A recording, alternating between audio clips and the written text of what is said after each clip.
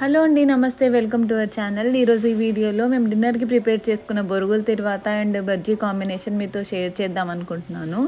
ఈ రెసిపీకి అయితే నాకు చాలా మెమరీస్ అండ్ చాలా స్టోరీస్ ఉన్నాయి. కుదిరినంత ఈ వీడియోలో చెప్పడానికి ట్రై చేస్తాను. వీటిని కొంతమంది మరమరాలు అంటారు అండ్ బొరుగులు అంటారు, పఫ్డ్ రైస్ అని అంటారు అనమాట. ప్యాకెట్స్ మీద మీరు చూసుకోవచ్చు. సో వీటిని ఫస్ట్ వాటర్లో మనం నానబెట్టుకొని స్క్వీజ్ చేసుకొని పక్కకు తీసి పెట్టుకోవాలి.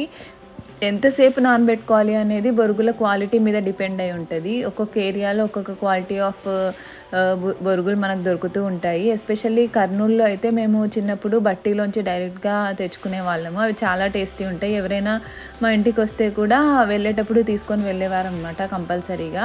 హైదరాబాద్లో కూడా ఈ మధ్య కర్నూలు బొరుగులు అని దొరుకుతున్నాయి. అవి యూస్ చేస్తే మనకు ఎక్కువ సాగి అవ్వకుండా పర్ఫెక్ట్ కన్సిస్టెన్సీలో వస్తుంది అనమాట. స్క్వీజ్ చేసుకొని పక్కన పెట్టుకున్న దాంట్లో కొంచెం పప్పుల పొడి అండ్ సాల్ట్, కొత్తిమీర వేసి మిక్స్ చేసుకొని పక్కన పెట్టుకోవాలి. నెక్స్ట్ ఆనియన్ స్లిట్ చేసుకొని ఆవాలు జీలకర్ర వేగిన తర్వాత ఆయిల్లో ఆనియన్ కూడా వేయాలి. ఇవి కొంచెం పచ్చి పచ్చిగానే ఉండాలి, ఎక్కువ మనకు బ్రౌనిష్ అవ్వకూడదు అనమాట. నెక్స్ట్ అందులో కొంచెం పసుపు, దాంతోపాటు అల్లం వెల్లుల్లి పచ్చిమిర్చి పేస్ట్ చేసుకున్నది వేసుకోవాలి.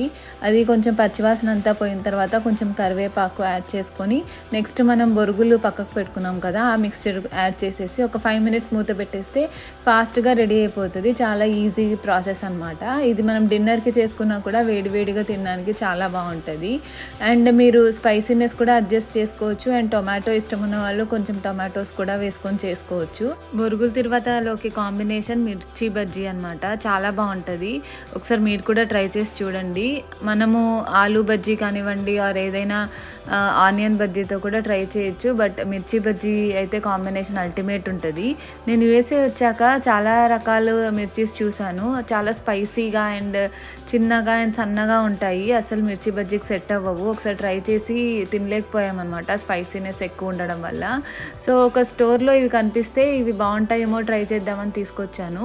బట్ సైజ్ అనేది చాలా పెద్దగా ఉందని చెప్పి ఇలా స్లిట్ చేశాను. ఫస్ట్ నేను అలాగే చేసుకుందామని చెప్పి స్టఫింగ్ కూడా ప్రిపేర్ చేశాను, చింతపండు, జీలకర్ర అండ్ కొన్ని పల్లీలు వేసి. బట్ మళ్ళీ ఎక్కువైపోతుందేమో అని చెప్పి ఇలా స్లిట్ చేస్తే ఇంకా క్రిస్పీగా వస్తాయని అనిపించి స్లిట్ చేసి ట్రై చేస్తున్నాను. ఆల్మోస్ట్ 1.5 year తర్వాత మేము మిరపకాయ బజ్జీలు చేసుకుంటున్నాము.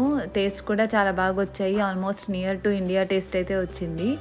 ఈ బొరుగుల తిరువాత అండ్ బజ్జీ కాంబినేషన్ అయితే ఎస్పెషల్లీ మేము అమ్మమ్మ వాళ్ళ ఊరికి వెళ్ళినప్పుడు మా తాత తెచ్చేవాడు అనమాట. మేము నైట్ ట్రావెల్ చేసి మార్నింగ్ దిగ్గానే ఇదే బ్రేక్ఫాస్ట్ తినేవాళ్ళము.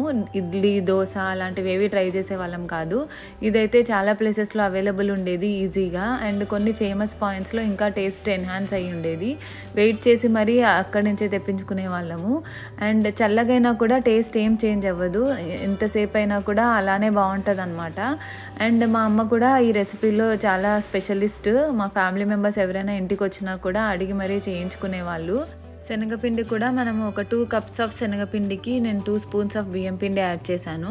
అండ్ అందులోనే కొంచెం సాల్ట్, కారం అండ్ వాము కూడా క్రష్ చేసి వేశాను. 2 pinches of baking soda add చేసి మిక్స్ చేసుకోవాలన్నమాట. కొంచెం కొంచెంగా వాటర్ యాడ్ చేసుకొని మనం ఎంత బాగా మిక్స్ చేసుకుంటే బజ్జీలు అనేవి అంత క్రిస్పీగా అండ్ మంచిగా వస్తాయి. సో లైట్గా వాటర్ యాడ్ చేసుకుంటూ ఒక 10 minutes దాకా మిక్స్ చేయాలన్నమాట కంప్లీట్లీ. మనం చేయితో మిక్స్ చేసినా కూడా ఇంకా బాగా వస్తుంది.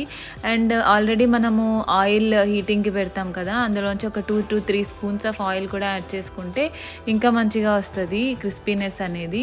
సో అలా ఎంత మిక్స్ చేసుకుంటే అంత బాగా వస్తుంది అనమాట. నెక్స్ట్ బజ్జీలు అనేవి ఇలా గ్లాస్లో వేసి పిండి వేయడం నేను చూశాను, ఐ మీన్ ఇన్స్టాగ్రామ్లో అలాగా. అందుకని చెప్పి ట్రై చేద్దామని చూసా. బట్ అవి మిరపకాయలు పెద్దగా ఉండడం వల్ల గ్లాస్ సరిపోలేదు, మళ్ళీ బౌల్లోకే ట్రాన్స్ఫర్ చేశాను అనమాట.